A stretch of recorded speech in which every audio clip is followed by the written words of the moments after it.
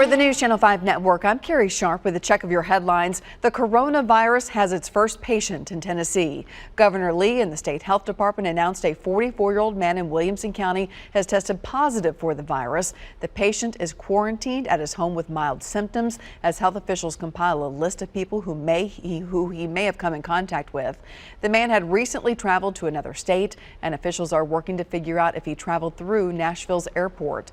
Officials emphasize the risk for this virus among the general public is still low. You should remain calm and follow the same health guidelines, like washing your hands often.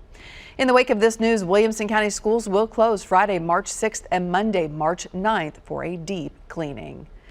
All of Middle Tennessee is still reeling from the devastation of Tuesday's deadly storms. Volunteers stepping up to support all areas hard hit and residents facing losses of all kinds.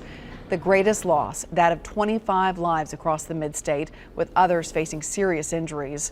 More than 15,000 remain without power in Davidson County. As of Thursday morning, Nashville Electric Service had restored power to 31,000.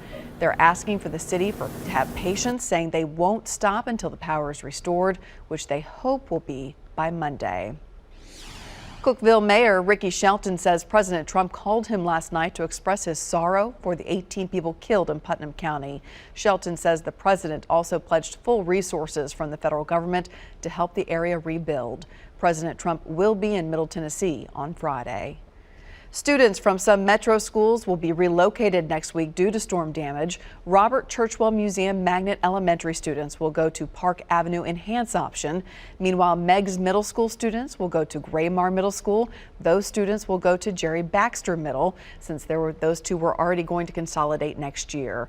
Bus routes are being determined right now and will be sent to families when finalized. Let's get a check of your forecast now with meteorologist Bree Smith. So the key thing to know with our weather over the next couple days is it's turning colder. A cold front will arrive on Friday, and so overnight tonight temperatures will be on the cooler side, dropping into the 30s. The coldest morning, though, is going to be Saturday morning. Breezy conditions will be around on Saturday as that front comes through. The front will come through dry. We're not looking at any rain from it, but as I mentioned, it will be a much cooler setup than what we've had for the middle part of this week. The wind on Friday out of the northwest between 10 and 15 means the wind chills in the afternoon will be in the 40s. So for recovery efforts or volunteers, think some layers as you're heading out, or if you want to donate blankets or warm weather wear, that may be helpful for those most in need. Saturday morning, hands down, our coldest morning will be in the upper 20s in Nashville, mid 20s outside the city. Lots of sunshine and a warming trend starts by Saturday afternoon, so we don't stay in the cold for long.